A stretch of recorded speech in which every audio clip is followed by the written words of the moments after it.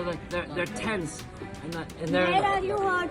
in my muscles, in my your calf. stomach? No, no. Here. In your leg, under Yeah, your yeah. calf. I'm good. It's just really tense. I'm fine, guys. I'm fine, guys. No. ह्याला हॉस्पिटलला ताबडतोब न्यावं लागेल. तुम्ही तातडीने कारवाई करा. तर हे कसं या व्यक्तीचं काही बरं वाईट झालं तर फक्त आपल्या तुमच्यावरच नाही तर पूर्ण देशावरती ब्लेम येईल. हे ऑन रेकॉर्ड मी बोललेलो त्यांना सांगितलेलं आहे पोलीस सब इन्स्पेक्टर. तरी त्यांच्याकडून कुठली हालचाल होताना दिसत नव्हती.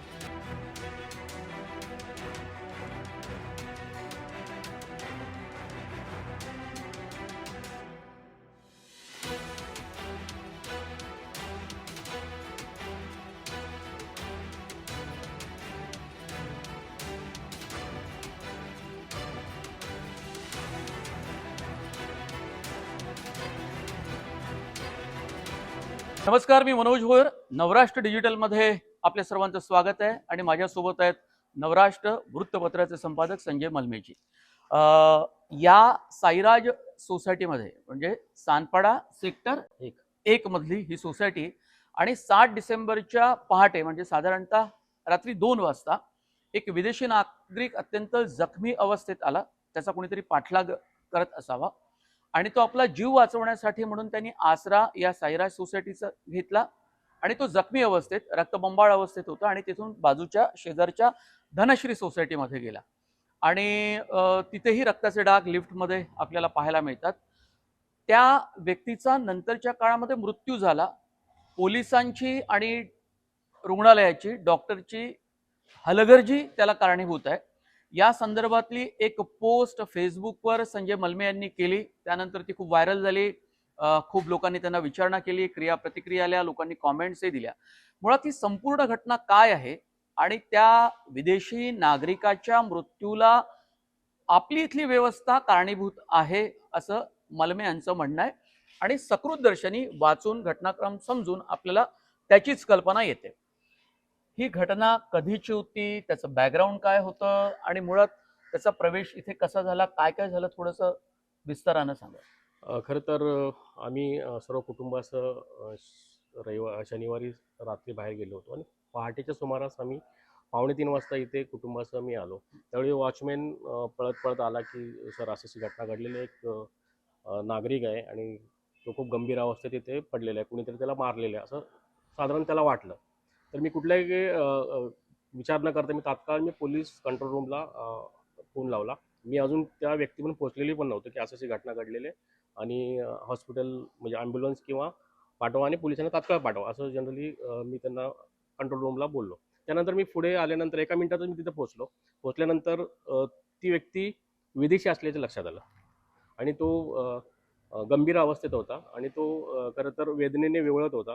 ही सगळी घटना पाहिल्यानंतर मी पुन्हा एकदा कंट्रोल रूमला फोन केला की घटनेचं गांभीर्य त्यांना सांगितलं की ही घटना फक्त एखाद्या नागरिकापुरती नाही तर विदेशी नागरिक आहे आणि तातडीने आपल्याला मदत करावं लागेल, तुम्ही वरिष्ठांना कळवा असं मी पोलीस कंट्रोल रूमला सांगितलं आणि रुग्णवाहिका पाठवा आणि ताबडतोब आपल्याला कारवाई करावी लागेल या गोष्टीची आपण त्यांना सगळी वस्तुस्थिती नमूद केली जनरली. त्यानंतरच्या काळामध्ये साधारणतः मी आजूबाजूच्या रहिवाशांना चौकशी केली तर त्यांनी ऑलरेडी माझ्या अगोदर हॉस्पिटलसाठी म्हणजे रुग्णालयासाठी त्यांना रुग्णवाहिका मिळवण्यासाठी त्यांनी प्रयत्न केले होते किंवा फोन केलेला होता त्यांनी, पण त्यांच्याकडून त्यांना काही प्रतिसाद मिळालेला नव्हता. त्यानंतर तेथील सोसायटीतील 2 जे नागरिक आहेत ते मोटरसायकलवरती पोलीस स्टेशनला गेले. त्यांनी तिथे सांगितले की अशी घटना घडलेली आहे, पोलीस कंट्रोलला कळवलेलं, पण पोलिसांना कुठलाही रिस्पॉन्स मिळत नाही तर तुम्ही तातडीने चला असं सर्व त्यांचं म्हणणं होतं. पण ह्या सर्व गोष्टीमध्ये पोलिसांनी तातडीने येणं खूप गरजेचं असताना पोलीस फॉर्मॅलिटी करत बसले की तुम्ही कुठून आलात, तुमची नावं काय, ते सर्व नोंदी करत त्यात बराच वेळ त्यांनी घालवला असं रहिवाशांचं म्हणणं आहे. त्यानंतर पोलीस ज्या पद्धतीने आले, मोटरसायकलवरती आले, कुठलेही त्यांच्याकडे इक्विपमेंट नव्हते, कुठली साधनं नव्हती की रुग्णाला नेण्यासाठी हॉस्पिटलच्या बाबतीत. फक्त येऊन त्यांनी निरीक्षण केलं. त्या 8-10 मिनिटाचा कालावधी तो पोलिसांनी फक्त पाहण्यात घालवला खरं तर, कारण त्याला तातडीची गरज होती. आणि त्या दरम्यानच्या काळामध्ये एक पोलिसांची व्हॅन आली, त्याच्यामध्ये पोलीस सब इन्स्पेक्टर होते.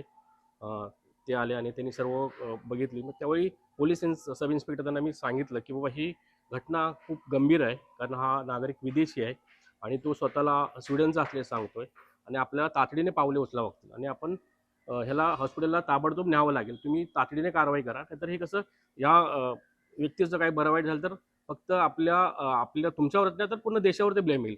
हे ऑन रेकॉर्ड मी बोललेलो त्यांना सांगितलेलं आहे पोलीस सब इन्स्पेक्टरला. तरी त्यांच्याकडून कुठली हालचाल होताना दिसत नव्हती. ते पोलीस उपनिरीक्षक महाशय खिशामध्ये हात घालून आपलं सर्व पाहत होते अक्षरशः. म्हणजे ह्या गोष्टी खूप खूप चीड आणणार आहेत. कारण ते सर्व फुटेजेस माझ्याकडे आहेत की ज्याप्रमाणे पोलिसांची 2 कॉन्स्टेबल होते तेच प्रयत्न करत होते. त्यामध्ये 2 रहिवासी होते. त्यांनी त्याला उचलून नेण्यासाठी प्रयत्न केला. पण हे सगळं होत असताना रुग्णवाहिका आली. रुग्णवाहिका चढवणं खूप गरजेचं होतं खरं तर. आणि रुग्णवाहिकेमध्ये जे कर्मचारी होते ते सुद्धा एकदम निष्काळजीपणे करत दिसले. ज्या जखमी अवस्थेत असलेल्या विदेशी नागरिकाला रुग्णवाहिकेत नेण्यासाठी जी काही तत्परता दिसायला पाहिजे दिसली नाही आपल्याला. मी संबंधित रुग्णवाहिकेच्या त्या कर्मचाऱ्यांना वैतागलो की त्यांना म्हटलं तुम्ही हा माणूस खूप गंभीर आहे आणि तुम्ही त्याला तातडीने आतमध्ये आपण ठेवूया. तर तो म्हटला माझं काम नाही. हे खूप चीड आणि संतापजनक हे होतं की पाटील नावाचा तो काही गृहस्थ होता जो ड्रायव्हिंग गाडीचा रुग्णवाहिका चालक आहे. हे माझं काम नाही. मी म्हटलं तुम्हाला ह्याबाबत प्रशिक्षण असतं. रुग्णाला व्यवस्थित ठेवणं किंवा स्ट्रेचरवर व्यवस्थित त्याला झोपवणं या सगळ्या गोष्टी तुम्ही करायला पाहिजेत. तर त्याचं वाक्य होतं की माझं काम नाही, तुम्हाला काय करायचं करा, माझ्यावर काय कारवाई करायची करा. हे खूप संतापजनक होतं. त्या दरम्यानच्या काळात पोलीसही जे काही सब इन्स्पेक्टर होते त्यांनी त्यांना दरडावून सांगायला पाहिजे की तुम्ही घ्या म्हणून. उलट पोलीस ते मला शांत करत होते की राहून द्या. अरे ही जी काय व्यवस्था होती ही सगळी व्यवस्था ह्या विदेशी नागरिकाच्या मृत्यूला कारणीभूत आहे असं मला वाटतं. So they're tense and Where they're are you hurt? in my muscles, in In my your calf. stomach? No, here. In your leg, under Yeah, your yeah. calf. I'm good. It's just really tense. I'm fine, guys. I'm fine, guys. No.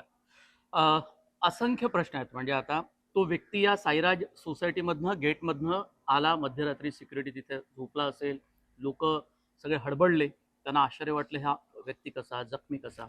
तिथून ओलांडून तो शेजारच्या सोसायटीत गेला आणि मग वर गेला. आणि वर गेल्यानंतर साधारणतः काय झालं असेल, तो 4थ्या माळ्यापर्यंत रक्ताचे डाग दिसतात लिफ्टमध्ये. तिथून तो पडला असावा किंवा सेकंड फ्लोअरवरून पडला असावा. नाही साधारणतः मी संपूर्ण त्या संबंधित विदेशी नागरिकाला रुग्णालयात पोलिसांनी घेऊन गेल्यानंतर मी सोसायटीमध्ये गेलो. सोसायटीमध्ये मी पाहिलं असतं सोसायटीची जी लिफ्ट आहे ती रक्ताने माखलेली होती. याचा अर्थ तो ज्याने सोसायटीत आला त्यावेळेस तो जखमी अवस्थेत होता. आणि विशेष म्हणजे जेव्हा त्याने सोसायटीमध्ये इंटर केलं त्यावेळी माझा कोणतरी पाठलाग करतंय असं तो इंग्लिशमध्ये दे आर चेझिंग मी जनरली अशा पद्धतीने तो बोलत होता. आणि आमच्या सोसायटीतील जे एक रहिवासी आहे त्यांना त्यांनी अशा पद्धतीने सांगितलं, त्याने एंट्री केली आतमध्ये. याचा अर्थ तो अगोदरच जखमी अवस्थेत होता. रक्त पूर्ण त्याच्या शरीरातून वाहत होतं आणि ते रक्त लिफ्टपर्यंत दिसतं. लिफ्टमधून सेकंड फ्लोअरपर्यंत रक्त दिसतं, सेकंड फ्लोअरवरून 4थ्या फ्लोअरपर्यंत रक्त दिसते. तिथून पुढे जे काही घटना घडल्या एकतर त्याचा तोल जाऊन पडला असेल, मग तो 2ऱ्या माळ्यावरून पडला, 4थ्या माळ्यावरून पडला, 3ऱ्या, हे काय आपल्याला सांगता येणार नाही. पण तो खाली पडलेला होता. पण पोलिसांनी साधारणतः म्हणजे जे व्हिडिओ तुम्ही घेतले, जे कॅप्चर्स केले, म्हणजे एक तर तो सायराज सोसायटी मधली एंट्री आणि मग इथून ही वॉल कंपाऊंड ओलांडून तो दुसऱ्या भाषेदारच्या बाजूच्या सोसायटीमध्ये गेला, धनश्रीमध्ये लगतच्या. मग तिथून एक दुसरी कहाणी साधारणतः दिसते की मग पोलिसांना वाटत असेल की 4थ्या माळ्यावरून पडला वगैरे वगैरे. तर त्यानंतर आपल्याकडे सगळे व्हिडिओ आहेत. आता एक गोष्ट लक्षात घ्यायला पाहिजे की या विदेशी युवकाच्या हातावर मेहंदी होती. याचा अर्थ तो कोणातरी आपल्या मित्राच्या लग्नाला इथे आला असावा.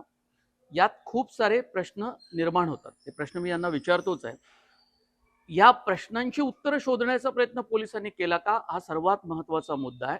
हा देशांतर्गत मुद्दा नाही, तर हा विदेशी दूतावासाशी संबंधित, तिथल्या सरकारशी संबंधित हा मुद्दा. आणि त्याची उत्तरं त्यांनी नेमकी काय दिली असावी.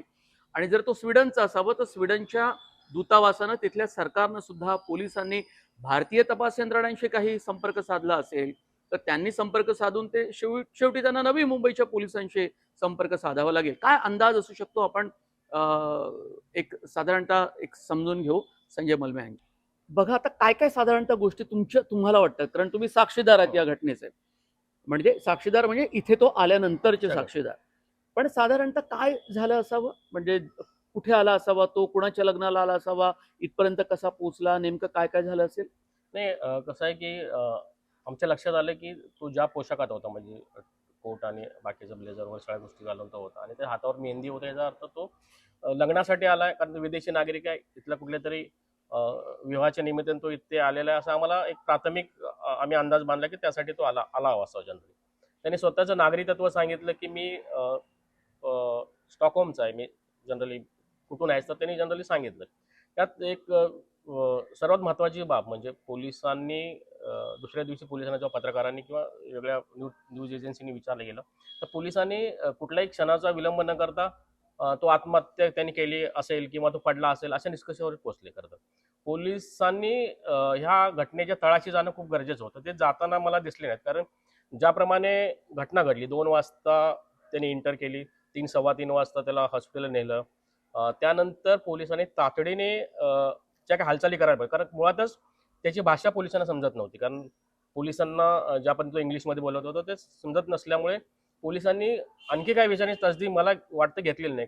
तर संबंधित जो सब इन्स्पेक्टर असेल किंवा पोलीस कर्मचारी असतील त्यांनी वरिष्ठांना कळवणं किंवा त्याबाबत माहिती देणं खूप गरजेचं होतं, कारण तो विदेशी नागरिक होता. एखादा IPS दर्जाच्या अधिकाऱ्याच्या कानावर घालण्याविषयी किंवा इतर जो कोणी ACP DCP दर्जाच्या अधिकाऱ्यांना कळवणं हे खूप गरजेचं होती. ते झालेलं दिसत नाही.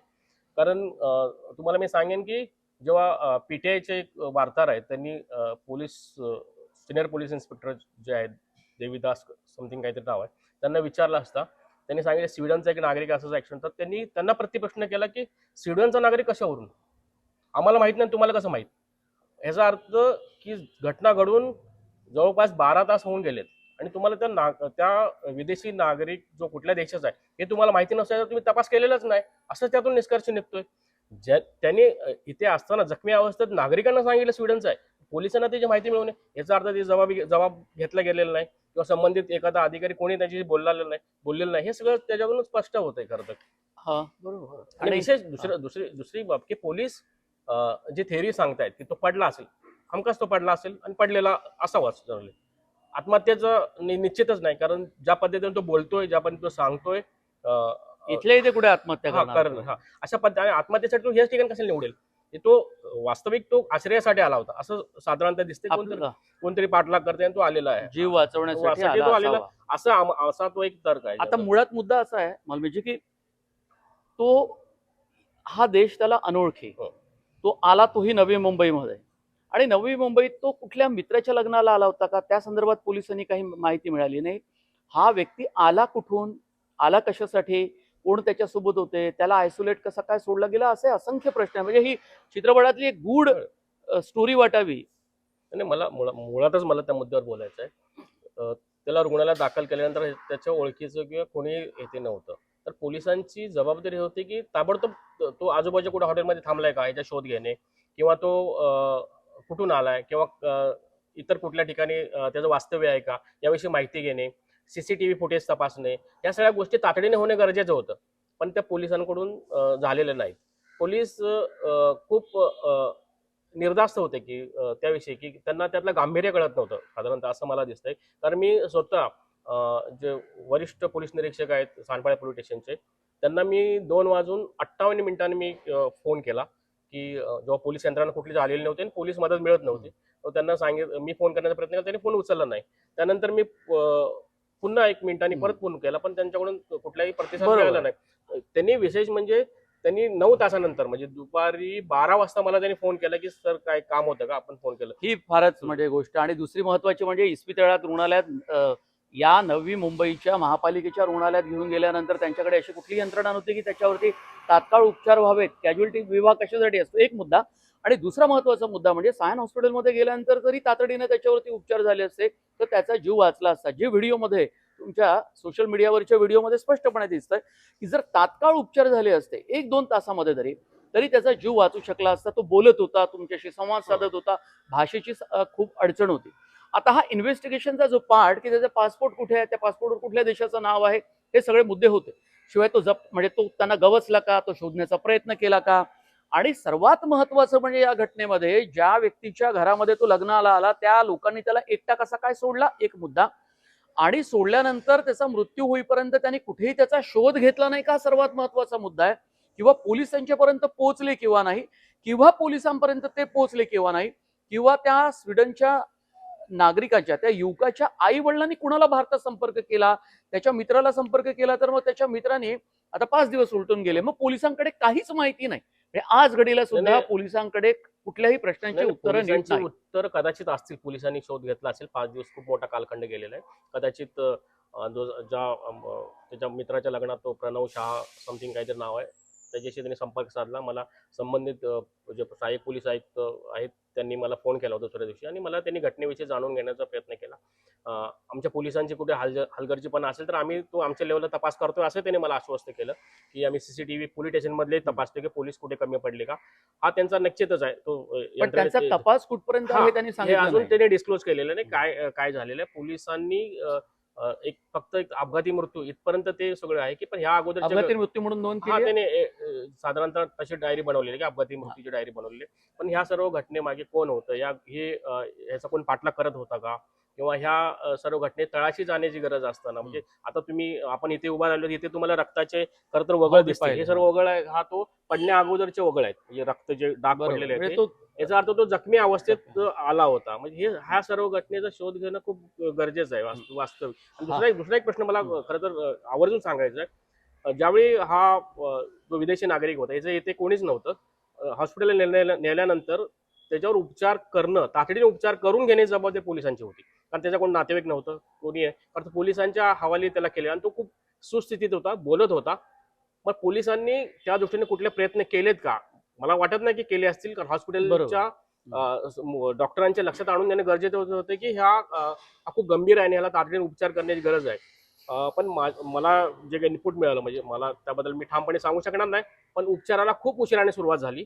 आणि ज्यावेळी उपचाराला सुरू झाली, किंवा सकाळी कदाचित उपचाराला सुरुवात झाली असेल, जे मोठे डॉक्टर जे काय असतील, तज्ज्ञ असतील, ते आल्यानंतर उपचार सुरू झाल्यानंतर ते लक्षात आलं की खूप गंभीर केस आहे, किंवा हा खूप पेशंट सिरियस आहे. मग त्याला मुंबईतील सायन्सच्या लोकमान्य टिळक रुग्णालयात हलवण्यात आलं. तेव्हा हा खूप मोठा कालखंड आहे, म्हणजे 5-6 तासाचा जो काय वेळ गेला, त्यात जर त्याला मेडिकल म्हणजे वैद्यकीय जर मदत मिळाली असती, कदाचित तो वाचू शकला असता. दुसरा काही जणांचा प्रश्न आहे, म्हणजे स्वतः मला सहाय्यक पोलीस आयुक्त बुधवंत साहेब हे म्हणले की सर, तुम्ही पोलिसांवरती ब्लेम करताय, आणि पोलीस येण्याच्या अगोदर त्याला हॉस्पिटलला तुम्ही घेऊन जाऊ शकले असते, रहिवासी तिथे. असा त्यांचा प्रश्न साहजिकच प्रश्न उभा आहे. मुळातच तो खूप गंभीर अवस्थेत होता. तो कुठून आला काय माहिती नव्हता, तो विदेशी होता. दुसरा विषय की तो थोडा आक्रमक होता, म्हणजे आपण तो विवळत होता, ओरडत होता. तर उद्या तो नक्की जखमी कशामुळे झालाय, तो कोणावरती हल्ला करून आलाय का त्याच्याकडे कुठले शस्त्र आहे का, ही काहीच कल्पना नव्हती लोकांना. किंवा त्याचा कोण पाठलाग करणारे आजूबाजूला दबा धरून बसलेत का, उद्या याला कुठे बाहेर नेण्याचा प्रयत्न केला तर ते परत हल्ला करतील का, असे असंख्य प्रश्न होते. आणि पोलिसांचं हे सगळं तुम्हाला चौकशा सगळ्या माहिती आहेत. या रहिवासीने जर त्याला हाताळण्याचा प्रयत्न केला असता त्यावेळी, आणि त्याचं निधन झालं असतं किंवा तो मरण पावला असता, तर पोलिसांनी उलट यांना विचारलं असतं की तुम्ही कशाला हलवलं, मृत्यूला तुम्ही कारणीभूत आहेत, त्यांना आरोपी करून टाकला असतं. असं हे यंत्रणेमधले असंख्य प्रश्न आहेत. यामुळे खरं तर बोलणं लोकांना खूप सोपं असतं. ती सिच्युएशन खूप वेगळी असते, खूप पॅनिक असते. त्यावेळी जी मदत करण्याची जी यंत्रणा, काही मोजके लोक धडपडत असतात, तर त्यांच्या दृष्टीने ते खूप शॉकिंग असतं. खरं ही खूपच भयावह घटना, आणि या घटनेला मध्ये जे कनेक्टेड लोक होते, यंत्रणेतले डॉक्टर असतील, पोलीस असतील, त्यांचं वागणं अत्यंत म्हणजे बेजबाबदारपणाचं होतं. अर्थात त्यांचे वरिष्ठ बघून घेतील की त्यांच्यावर कारवाई काय व्हायला पाहिजे, आणि ती व्हायला पाहिजे अशी जनसामान्यांची मागणी आहे. आता पोलिसांनी जर काही इन्व्हेस्टिगेशन केलं असेल या प्रकरणामध्ये, तर ते खूप महत्त्वाचं ठरणार आहे. केलं किंवा नाही केलं माहीत नाही. बऱ्याचदा काही सगळ्या गोष्टी जनतेसमोर इतक्या लवकर आणल्याही जात नाही. पण आमचे प्रश्न आहेत की हे सगळे प्रश्न आहेत, त्या प्रश्नांची उत्तरं त्यांनी शोधली का, आणि या घटनेच्या तळामध्ये गेले का ते पोलीस, किंवा सखोल चौकशी झाली का, याची काहीच शहानिशा होऊ शकत नाही, पडताळणी होऊ शकत नाही. मुद्दा एवढाच आहे की त्यांच्याकडे जर इन्व्हेस्टिगेशन असेल आणि त्यांनी केलं असेल, धागेदोरे मिळाले असेल, तर त्यांनी ही सगळी घटना, त्याचा तपास जनतेसमोर ठेवायला पाहिजे, कारण जनतेला ते अकाउंटेबल आहे. धन्यवाद. तुम्ही कमेंट करा, आणि याशिवाय तुमच्या प्रतिक्रिया घटनेवर नोंदवा तिथे आमच्या कमेंट बॉक्समध्ये. नवराष्ट्र डिजिटलला तुम्ही सबस्क्राईब करा. इंस्टाग्राम आणि फेसबुक हे दोन्ही अकाउंट आमचे फॉलो करा. नवराष्ट्र डिजिटलचे खूप धन्यवाद.